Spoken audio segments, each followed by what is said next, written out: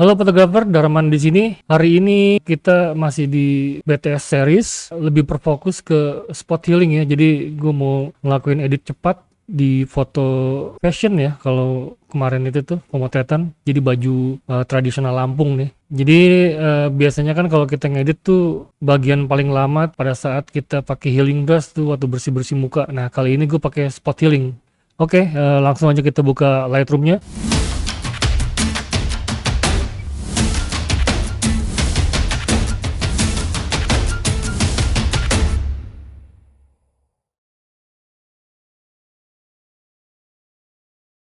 Nah ini gue pakai Wacom sama loop deck. Jadi ini yang sebelah kiri ini referensi, yang sebelah sini yang aktif. Yang mau kita edit pertama ini pasti terang gelapnya yang mau gue ubah nih. Jadi exposure-nya gue terangin dikit.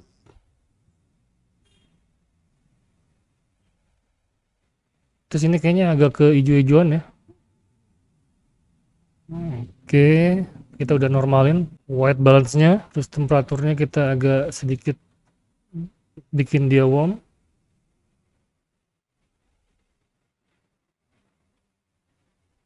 Ya segini kira-kira. Terus kita kurangin kesan ke hijau-hijauannya dengan geser tint. Berarti kita nambah magenta ya. Ini seperti biasa, highlightnya turunin, terus white-nya naikin.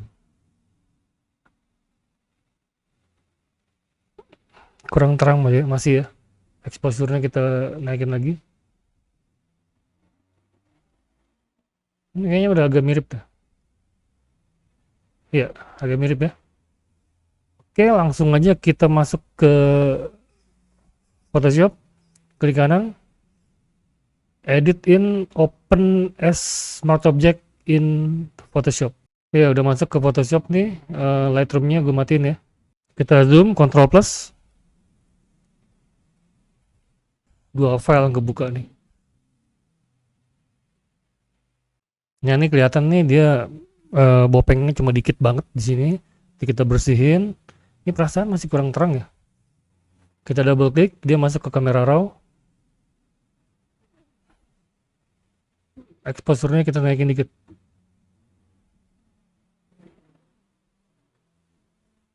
Oke nih ya. Nah kita mulai bersih-bersih dia, kita bikin satu layer.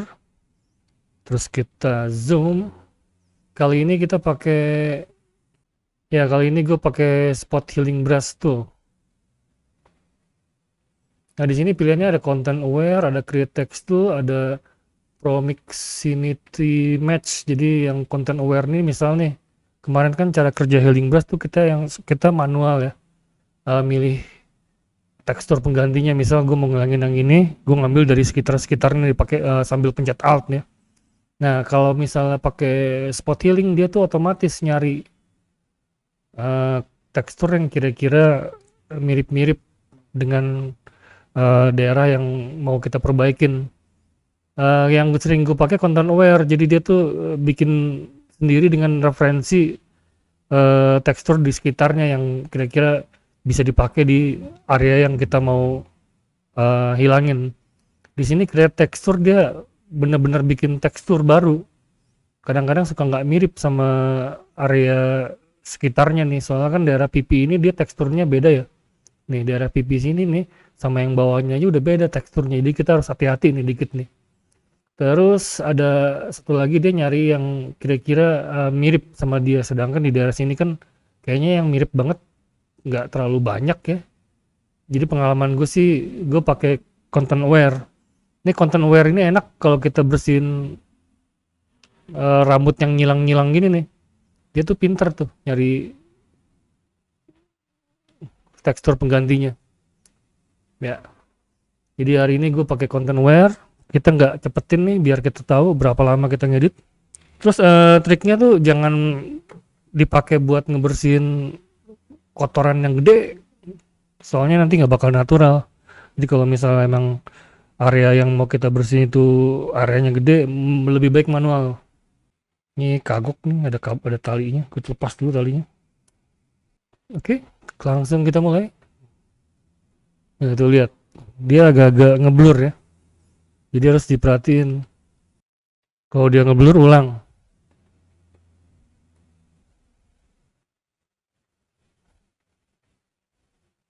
Nah, kalau mau natural dia sedikit-dikit aja nih, tuh ya.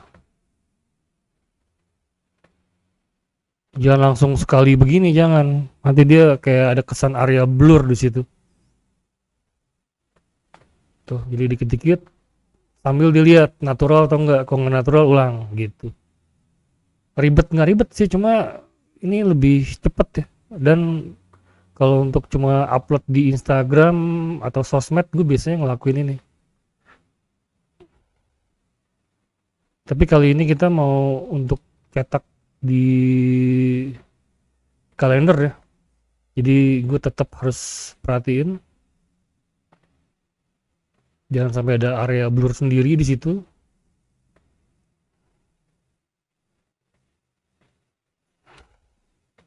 Before, after.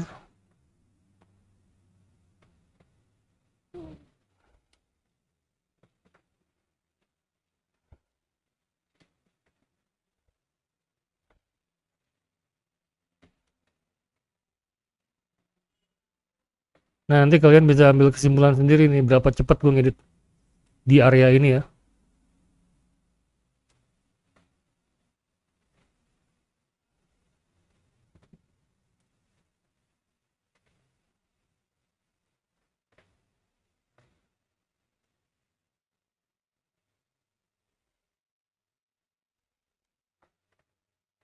Ini file Agatha ini sisa 2 file lagi termasuk yang ini. Harusnya sih 2 hari lalu semuanya udah beres, cuma bini gue lagi agak demam, jadi baru sempat dikerjain. Tinggal 2 file lagi nih, tinggal yang ini.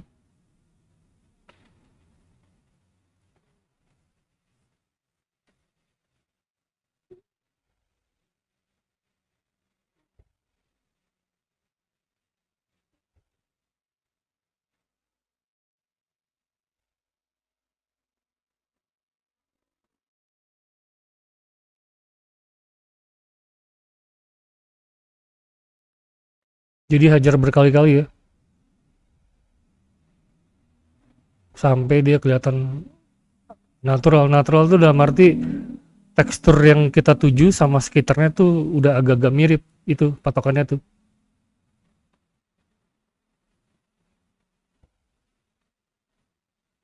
Jadi kalau untuk upload di sosmed sih ya aman lah.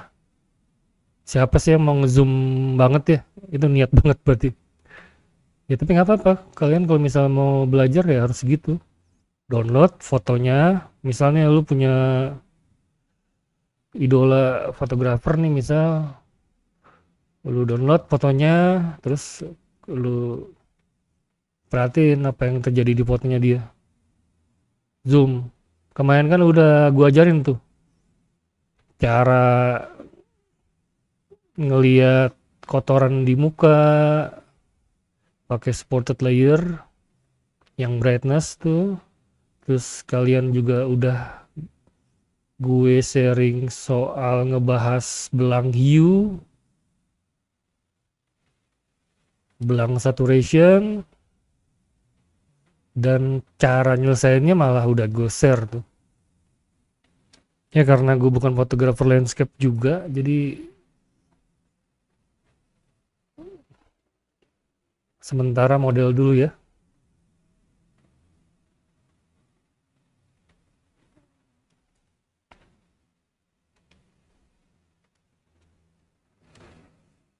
Sini ini ada yang kurang, menggilap sendiri deh.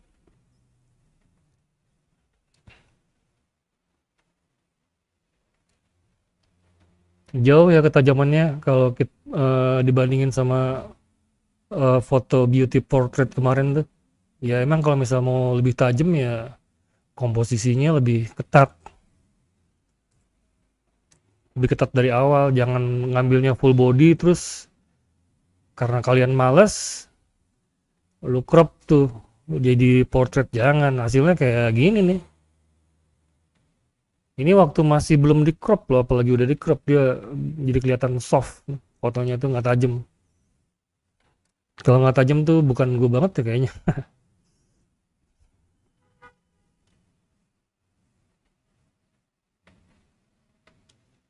Nah ini lampunya pakai lampu LED, jadi bayangannya kurang soft.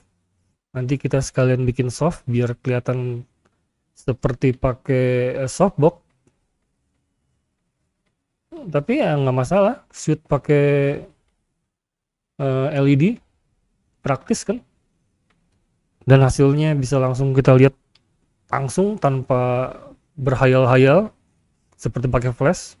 Kan kalau pakai flash tuh kita harus ngebayangin nih hasil akhirnya kayak gimana sih nanti. Nanti harus dijepret dulu baru kelihatan tuh hasilnya. Terus LCD-nya mending akurat. Ya kan? Udah mulai beres nih yang bersih-bersih, langsung masuk ke frequency separation. Kita Ctrl Alt Shift E tadi, terus Ctrl J. Yang bawah kasih nama low, yang atas high. Gampang ya. Terus yang low-nya kita blur pakai Gaussian blur.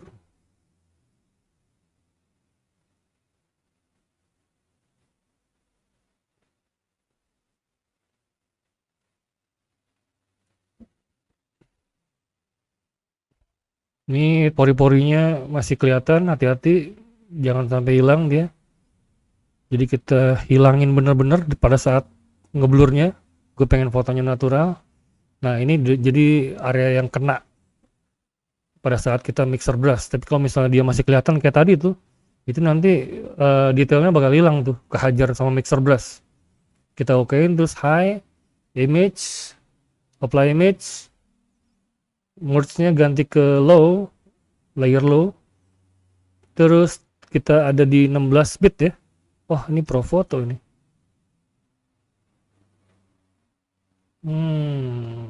Tadi dulu. 16 bit tapi nggak apa-apa deh.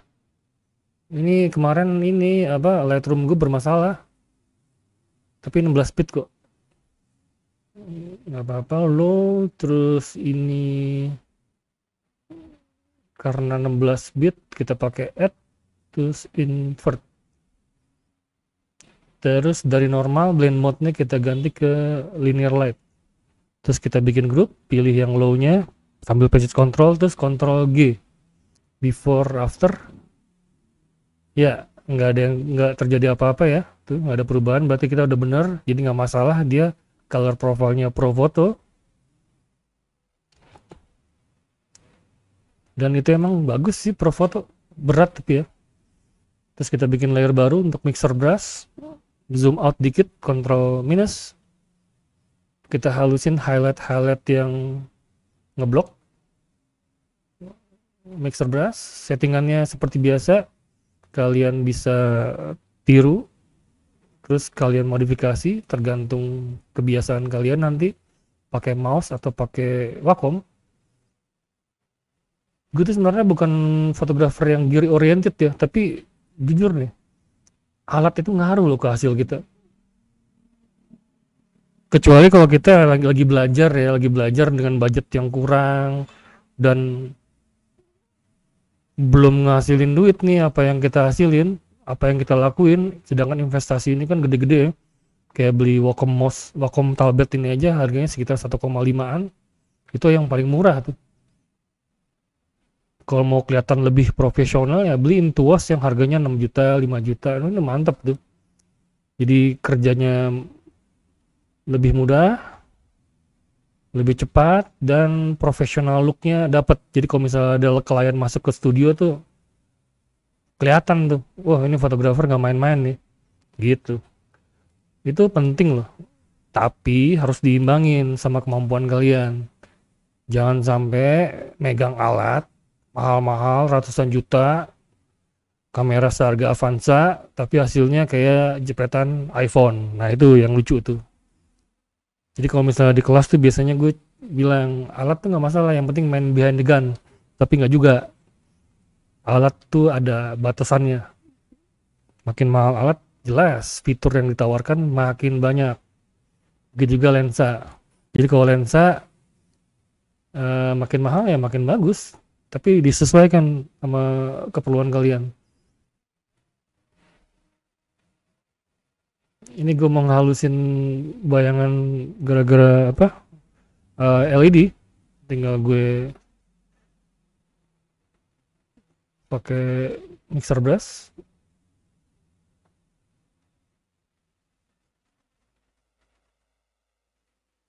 Ini berlebih dikit, nanti kita perbaiki di masking ya.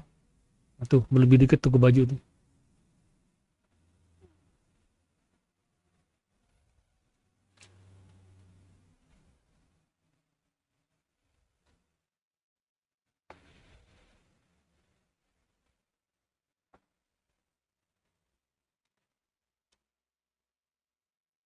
Jangan terlalu parah juga ngehalusinnya, soalnya ini bayangan apa? Bayangan yang lainnya juga harus kita pikirin. Jangan sampai kok bayangan orangnya doang yang halus kan. Jadi nggak masuk akal. Jadi kayaknya cukup segitu. Nanti gue apa? Opacity-nya gue turunin, tapi sementara ini kita masking putih ya. Terus kita brush untuk ngilangin area berlebih ini nih. Brushnya pakai warna hitam. Terus pilih brush tuh opacity 100, ini matiin aja nih. Kita mau bener-bener transparan.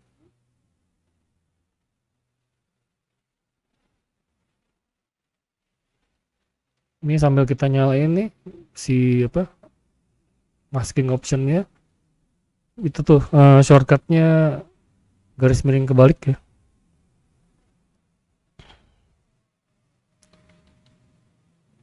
Oh iya, tadi tuh gue sempat ngobrol sama model ya. Jadi dia tuh ngirim foto jepretan fotografer.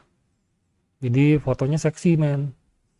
Tapi area ketek itu warnanya jadi saturasinya beda. Jadi kalau orang awam udah bisa ngeliat kulitnya belang, itu berarti parah men. Jadi maksud hati dia mungkin dia mau ngebersihin area ketek tuh memang pasti rata-rata orang tuh agak-agak gelap ya biasanya dan berbulu yang jelas. Dan di daerah-daerah tumbuh bulunya itu kayak ada tonjolan-tonjolan apa tuh namanya? Kayak pori gitu, kasar. Nah, mungkin maksud hatinya si fotografer mau bersihin itu. Bersih sih, cuma dia nggak perhatiin skin tone atau nggak tahu dia cara benerinnya. Yang jelas skin tone-nya jadi area keteknya itu jadi kurang saturasi. Yang jelas kan kenapa jadi kurang saturasi? Mungkin keteknya emang hitam. Begitu dihajar healing brush, spot dan lain-lain, entah apa itu tekniknya, warnanya nggak balik ya. Emang awalnya emang bukan warna skin tone normal, pasti gelap kan. Nah kita benerin di Photoshop, kan itu tugas fotografer atau retoucher ya. Apa bedanya kalau motret pakai HP sama motret sama fotografer ya kan? Jadi jangan mau dibilang tukang foto, kita ini profesi profesional kan. Kita lanjut sebagai intermezzo. Nah itu bayangannya udah agak soft ya. Yang ini kalau kalian emang rajin cobain supaya dia soft, tapi ini ya cukup lah, gue kurangin dikit opacity-nya supaya nggak masuk akal. Terus kita zoom, terus nyalain high-nya. Gue mau langsung sharpening, Ctrl J. Ini kayaknya sharpeningnya 2 kali dah. Soalnya fotonya emang agak kurang tajam. Ini sharpening untuk seluruh area. Kita lihat before afternya, zoom. Iya jauh ya. Tunggu, terlalu jauh juga kurang bagus.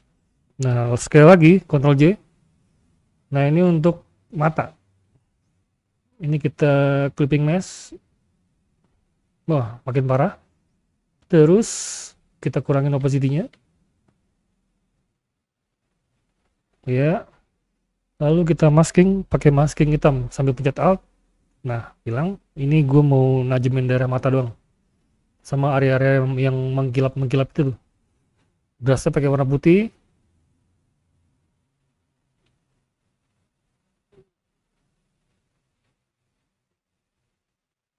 Ya, jauh lebih tajam. Sigernya ini mau gue tajemin. Tapi jangan terlalu parah ya, guys. Nanti kesannya lebih tajam sigernya daripada kulitnya. Ini kayaknya berlebihan nih si apa namanya mixer brushnya, gue kurangin opacity-nya. Ya,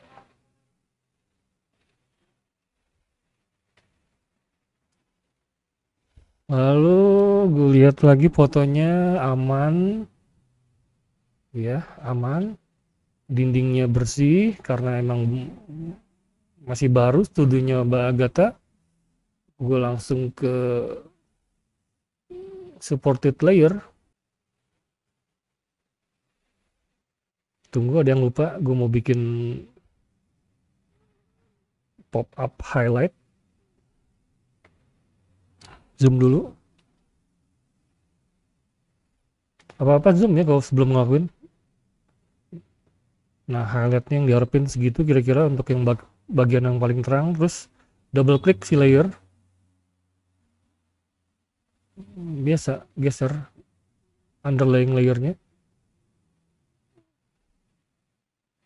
Nah, sambil pencet Alt, pisahin supaya ada gradasi. Jadi dia halus.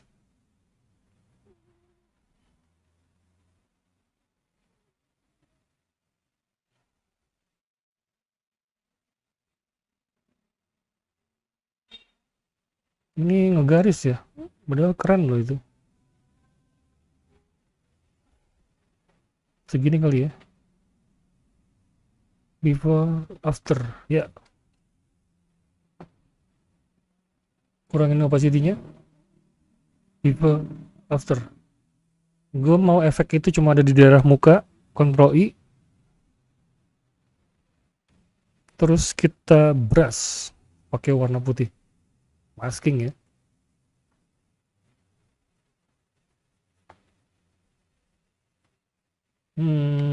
Opacity-nya kita naikin. Iya, perfect. Ambil supported layernya. Pro foto cuy. Ini kayaknya udah nggak usah dicek brightness-nya. Kita langsung cek saturasi. Saturasinya aman. Di area sini wajar terang karena emang dikasih blast on. Color aman. Ya, aman semua. Jadi nggak ada yang perlu diapa-apain. Nah ini Pro Foto ini ngaruh di color ya, tuh jadi tampilnya kayak gitu tuh. Jadi nggak terlalu ngefek. Ini supported layer yang gue bikin ini untuk Adobe RGB masalahnya. Oke, langsung aja kita ekspor.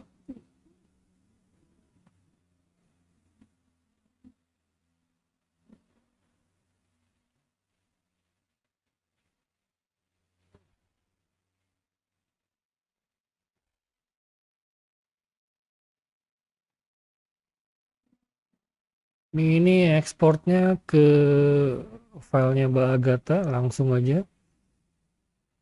Terus ekspor. Ya oke, sudah beres. Kita lihat before afternya ya, sambil pencet Alt, klik ini, before, after, before, after. Coba lihat before, after.